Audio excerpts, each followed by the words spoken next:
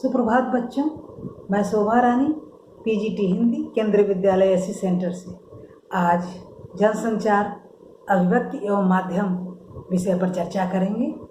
सबसे पहले ये प्रश्न आता है कि जनसंचार किसे कहते हैं।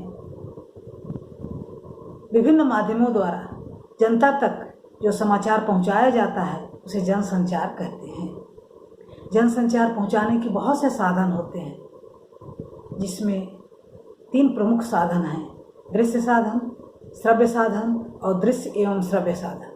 दृश्य साधन में हम केवल देख सकते हैं, पढ़ सकते हैं, इसमें अखबार और पत्र पत्रिकाएँ आती हैं। श्रव्य साधन में रेडियो और टेप रिकॉर्डर आते हैं। सबसे जो लोकप्रिय आज का साधन है वह दृश्य एवं श्रव्य साधन है। इसके अंतर्गत टेलीविज़न और इंटरनेट आता है। पत्रकारिता, अब हम देखेंगे कि पत्रकारिता किसे कहते हैं। पत्रकारों द्वारा, रिपोर्टर द्वारा विभिन्न स्थानों पर घटित हुई घटनाओं को संकलित करके उसे छपने योग्य, प्रकाशित होने योग्य जो बनाता है और विभिन्न क्षेत्रों से जो समाचार लाते हैं उसे पत्रकारिता कहते हैं। पत्रकारिता के बहुत से प्रकार हैं, जिसमें यहाँ पर हम केवल उसके 6 प्रमुख प्रकारों की चर्चा करेंगे। पहला है खोजी पत्रकारिता। खोजी पत्रकारिता में किसी विषय पर अगर कोई बात अटक गई हो, फंस गई हो, तो उसमें गहन छानबीन के द्वारा जो परिणाम निकाले जाते हैं उसे खोजी पत्रकारिता कहते हैं। दूसरी पत्रकारिता है वॉचडॉग पत्रकारिता।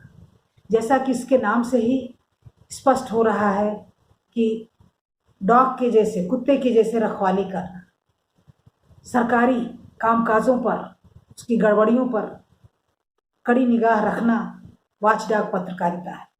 अगर उन्हें कुछ गड़बड़ मिलता है तो उसका पर्दाफाश भी करते हैं।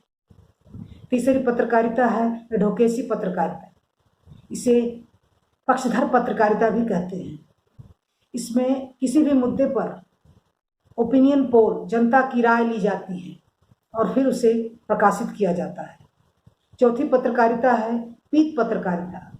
इसमें झूठी अफवाहें, सनसनीखेज खुलासे, ऐसी ही खबरें छपती हैं। ज़्यादातर जनता को भ्रम में डालने के लिए ऐसी खबरें छापी जाती हैं। पांचवी पत्रकारिता है पेज 3 पत्रकारिता। ये अमीरों की महफिल और सिनेमा जगत से संबंधित व्यक्तियों के जीवन के बारे में इसमें खबरें छपती हैं। छठी है वैकल्पिक पत्रकारिता।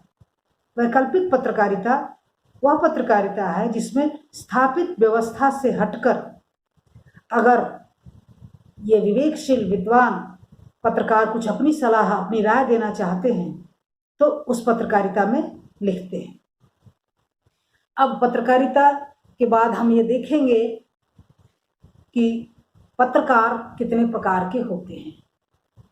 पत्रकार मुख्यतः 3 प्रकार के होते हैं: पूर्णकालिक पत्रकार, अंशकालिक पत्रकार और फ्रीलांसर पत्रकार। पूर्णकालिक पत्रकार किसी भी समाचार एजेंसी का स्थायी कर्मचारी होता है। अंशकालिक पत्रकार किसी भी समाचार एजेंसी का अस्थायी पत्रकार कर्मचारी होता है। तीसरा है फ्रीलांसर पत्रकार।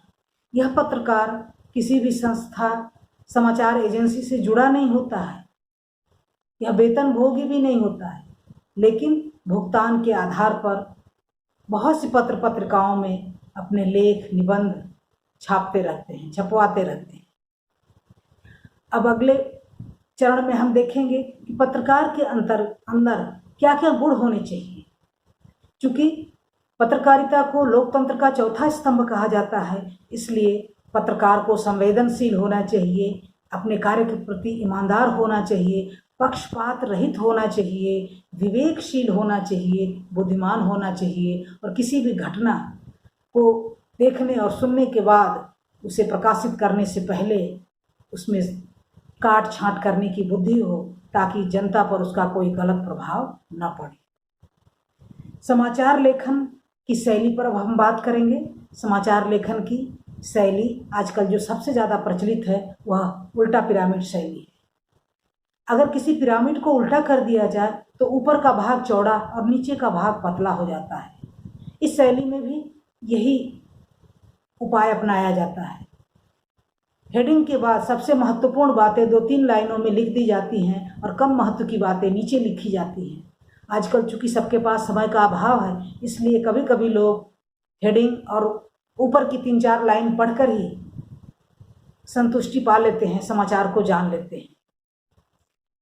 समाचार लेखन में कितने ककार होते हैं, ये प्रश्न भी बहुधा पूछा जाता है। तो हम बता दें कि समाचार लेखन में 6 ककार होते हैं। कब, कहाँ, कौन, किसने, किससे, कैसे। अगर समाचार लिखते समय इन सारे प्रश्नों का उत्तर मिल गया हो तो समझा जाए कि समाचार पूर्ण है, स्पष्ट है और पढ़ने के बाद कोई भी इसे समझ सकता है। इसी तरह जनसंचार अभिव्यक्ति माध्यम का जो मुख्य तथ्य है, मुख्य बिंदु है, वो एंकरिंग है। एंकरिंग भी कई प्रकार से की जाती है, जैसे ड्राई एंकरिंग, जब एंकर रिपोर्टर बिना किसी दृश्य को दिखाकर एंकरिंग करता है तो उसे ड्राई एंकरिंग कहते हैं। दूसरा है फोन इन। समाचार बताते समय अगर फ़ोन पर किसी से बात करवाता है तो वो फ़ोन इन कहा जाता है। तीसरा है एंकर विजुअल। एंकर विजुअल वह ऐसी एंकरिंग है जिसमें दृश्य दिखाकर घटना से संबंधित काफ़ी दृश्य दिखाए जाते हैं, तो वो एंकर विजुअल कहलाता है। अगला है चौथा एंकर बाइट। कभी कभी पत्रकार समाचार तो बताता ही है, साथ ही घटना स्थल पे जो लोग उपस्थित रहते हैं प्रत्यक्षदर्शी से उस घटना के बारे में कहलवाता है, उसे एंकर बाइट कहा जाता है। बच्चों, आज जनसंचार अभिव्यक्ति माध्यम के अंतर्गत आने वाले महत्वपूर्ण बिंदुओं पर मैंने प्रकाश डाला। उम्मीद है आपको बहुत कुछ समझ में आ गया होगा। धन्यवाद, फिर मिलेंगे।